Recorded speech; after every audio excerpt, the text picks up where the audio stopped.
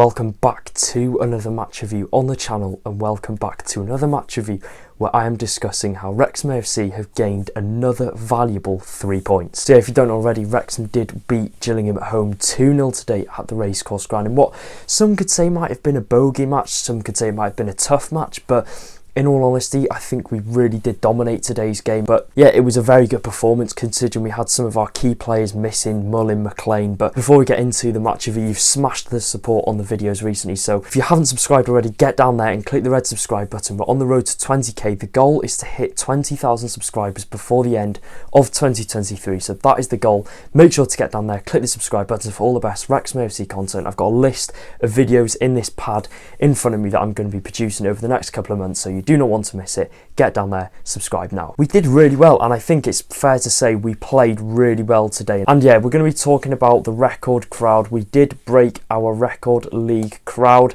Today it was 10,200 plus with 1,100 Gillingham fans in that away end. It was a packed out Racecourse Ground.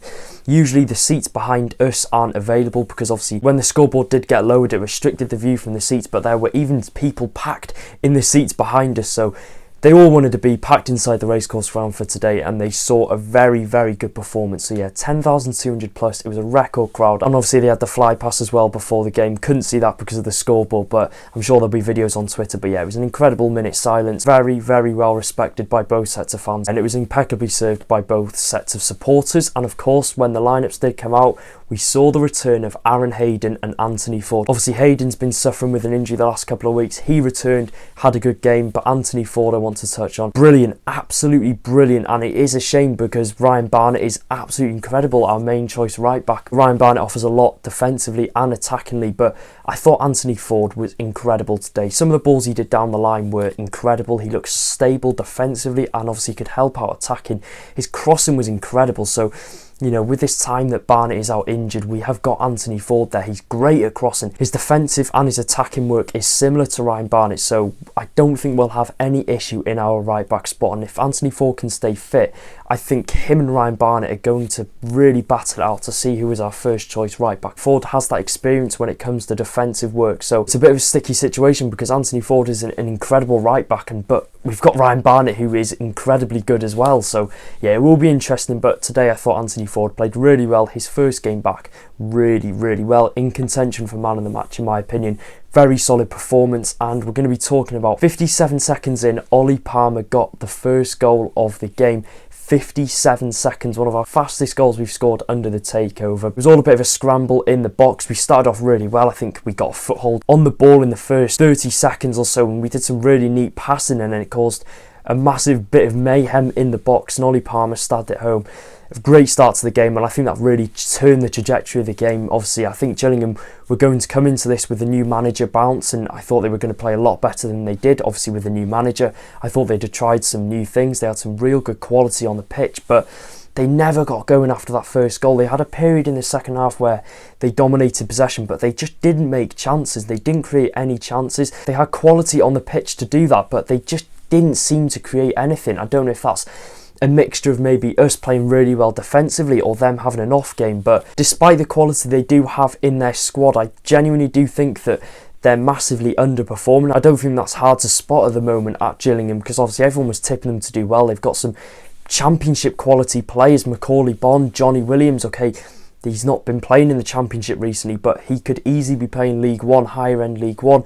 You've got Scott Moleni as well, players with experience, but they just can't seem to be clicking. And I'm not complaining because we took advantage of that today, and I think we really dominated the game. And then of course Ben Tozer's goal, you know, it was a bit of 1-2 between Jacob Mendy and George Evans. It was like a countdown of who was going to cross the ball. There was a lot of 1-2s, but we got the ball in the box. Ben Tozer, what a finish. I'm so glad that Ben Tozer got on the score sheet today. You know, everything he's been through the last couple of weeks, and to step up into that centre-back role and take that captain armband and to get the goal today was absolutely incredible to see. It was a great finish as well. It was like a striker instinct finish. He got his foot to the ball, stabbed it past the keeper with pace, and yeah, happy days. Wrexham went 2-0 up, and that was the 2 goals of the game. I'm sure you'll see them on the match highlights later. Yeah, and talking of George Evans, he got man of the match, and rightly so. What a performance it is from our late summer signing. George Evans controlled the play really, really well today. Really happy with how he played in that centre defensive midfield role. Obviously, he played the last game at centre-back.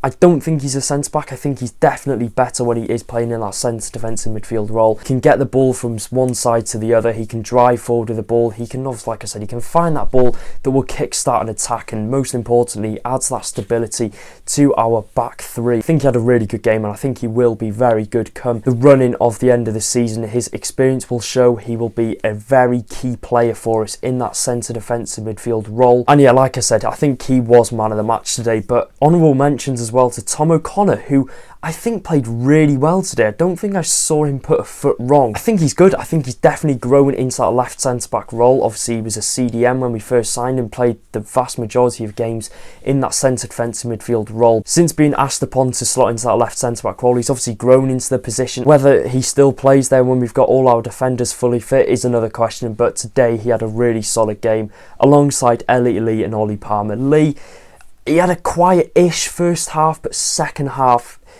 wow. I'll get talking about him later on, but he had an incredible game. And of course, I want to give a shout out to Ole Palmer as well, who obviously got his goal. Just plays a massive part up front for us. He's really turned a new leaf this season. I think he suits him more playing in League Two. It's more demanding, it's more physical, and that suits his style of play. And today, he just doesn't lose a header when it comes in the air. His strength is vital. The layoffs he does, the quick first-time passes he also makes are sublime, and I think he's a real key part to our attack. It was good to see that we did suffer no injuries and we got no yellow cards today. So yeah, our co-owner Rob McElhenney was there today in attendance to see this comfortable 3-point performance against Gillingham. He was up in the box. We could see him about an hour before kickoff. He was taking photos, and I think he was there for at least 45-50 minutes taking photos. So what a man he is. He was about 5 yards from us at one point looking through the gates. But yeah, really good to see Rob back at the racecourse ground, and it's great to see him watch us get another 3 points. Although we did win 2-0, it looks a good result on paper.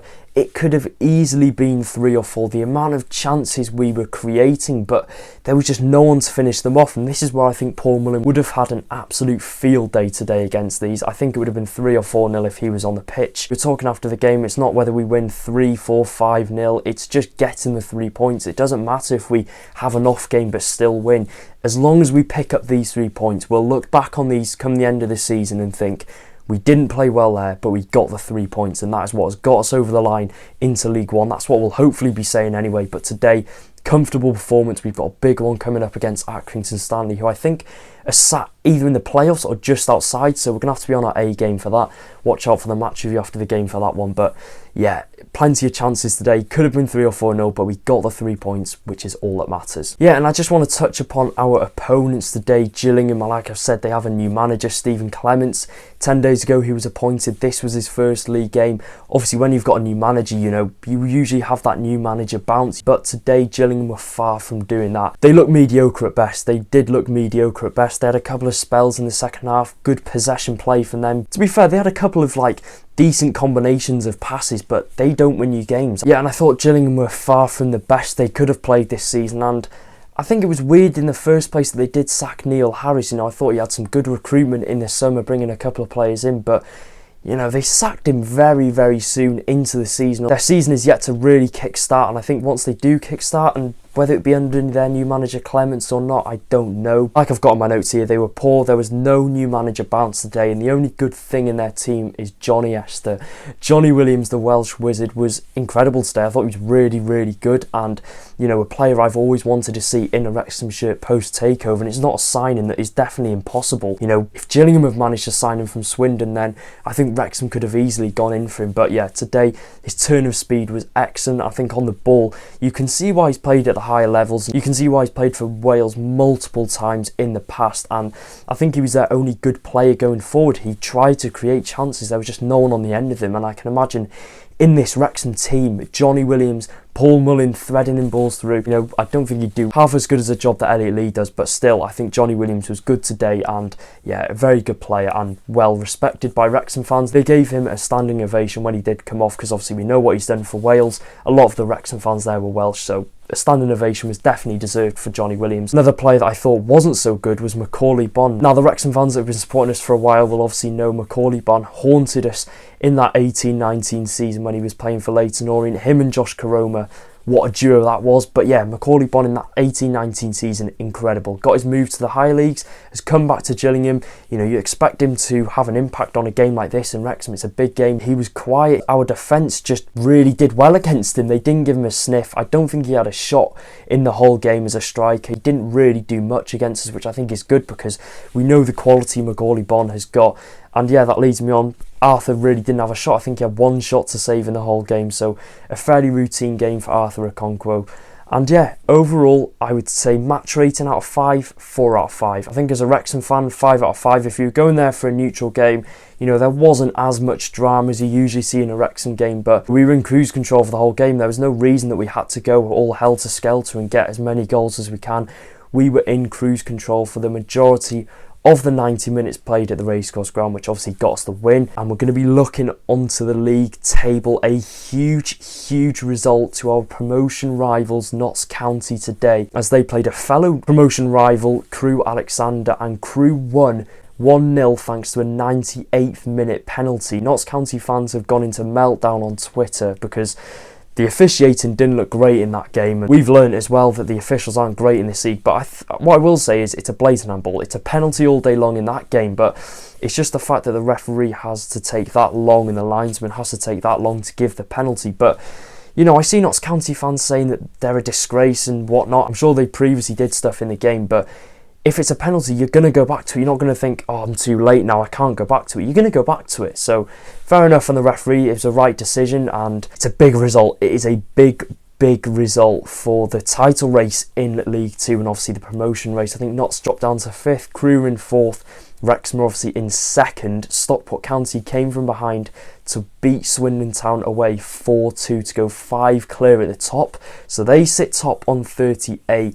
Wrexham sit 2nd on 33. And I think they definitely deserve to go up this year. I think they'll go up. It's just a question of whether they can secure that league title. So yeah, it's not a bad way to end the weekend for Wrexham. We sit 2nd, 33 points out of 17 games. And of course, the only team left unbeaten, Mansfield Town, won today away from home 2-1. 60 matches played, 0 losses. So who is going to be the team to beat Mansfield? We don't know. Wrexham beat them in the FA Cup, so yeah, we really don't know on that one. They look a good team, but I'm confident we can beat them at home. We got a good draw away against them, but yeah, like I said, we sit 2nd, 7 points in the playoffs. It's looking good. It is looking good. We're starting to click and we're starting to become the team that everyone thinks we are and everyone knows that we are going to become come the end of the season. And I was saying as well, just after the game, thinking if we're in League 1 next year, it will be so hard to process. And I think this will be the same scenario for every Wrexham fan. It will be hard to process because we've had 15 years in non-league. The majority of my lifetime I've spent watching Wrexham in non-league. To think that we could have back-to-back promotions to League 1 playing some incredible teams 2 leagues away from the Premier League just doesn't sit right with me. There's a long way to go, don't get me wrong, but it's looking good. It is looking good that, you know, we could get that automatic promotion. If we do, it would be incredible. But yeah, we'll just have to take it game by game by game and yeah, see what happens at the end of the season. But like I said, good 3 points today. Get down there and click the red subscribe button. Up the town, another 3 points. I'll see you in the next video. Take care, guys.